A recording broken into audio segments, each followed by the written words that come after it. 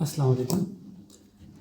Oxford reading cycle book 1 کا نمبر 13. Hello and goodbye. سمجھنے کی کوشش کرتے ہیں. Hello and goodbye, hello and good bye.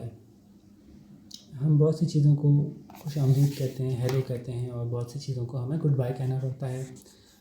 اور ہماری زندگی میں ایسا بہت دفعہ ہوتا ہے. صبح شام، صبح ہوتی ہے تو صبح کو ہیلو کہتے ہیں، شام ہوتی ہے تو صبح کو گڈ بائے کہہ دیتے ہیں، دن کو گڈ بائے کہہ دیتے ہیں، پھر رات کو ہیلو کہتے ہیں.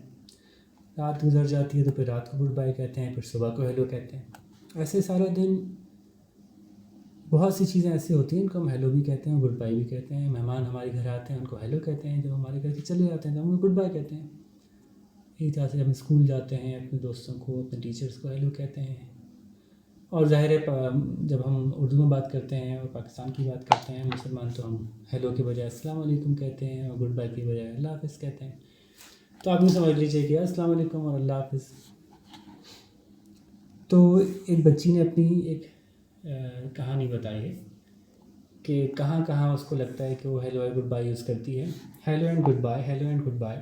When I am in a swinging low and then high. Goodbye to the ground, hello to the sky. جب میں سوئنگ میں جھولے میں جھولا جھول رہی ہوتی ہوں، اور کبھی نیچا جھولتی ہوں کبھی اونچا جھولتی ہوں. سوئنگنگ لو، کبھی نیچا جھولتی ہوں، دین ہائی، کبھی اونچا جھولتی ہوں. جھولا کبھی ہوا میں جاتا ہے، کبھی زمین کے قریب سے گزرتا ہے. تو جب ہوا میں جاتا ہے تو goodbye to the ground, ground کو خدا حافظ کہتی ہوں، اور ہیلو ٹو دا اسکائی. اور ایسا لگتا ہے کہ میں اس آسمان سے کہہ رہی ہوں کہ ہیلو، میں آپ کے پاس آ رہی ہوں، دروازہ کھول دو. اسی طرح سے ہیلو ٹو دا رین. جب بارش ہونے والی ہوتی ہے تو ہم کیا کہتے ہیں؟ ہیلو ٹو دا رین. رین کو خوش آمدید کہتے ہیں. And goodbye to the sun. اور سورج ہمارے پاس سے چلا جاتا ہے تو ہم سورج کو خدا حافظ کہہ دیتے ہیں. لیکن کچھ دیر بعد جب بارش ختم ہو جاتی ہے تو کیا ہوتا ہے؟ Then hello again sun when the rain is all done. اور جب دوبارہ بارش ختم ہو جاتی ہے تو ہم سورج کو دوبارہ سے ہیلو کہتے ہیں. So hello to the rain, goodbye to the sun, then hello again sun when the rain is all done, and then in blows the winter.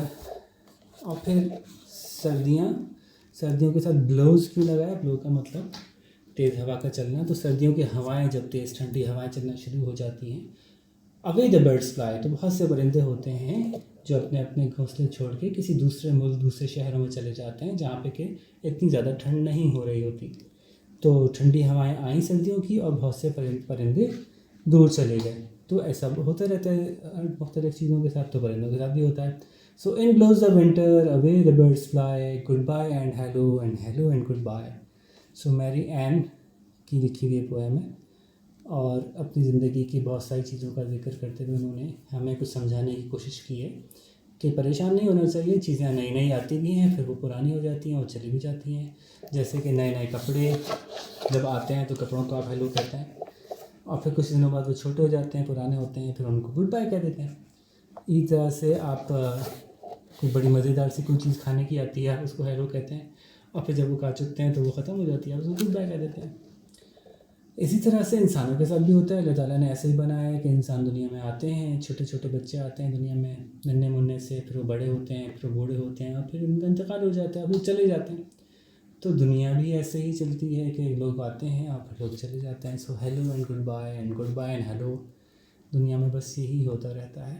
اس سے پریشان ہونے کے بجائے اس کو انجوائے کرنا چاہیے. ٹھیک ہے جی، اوکے.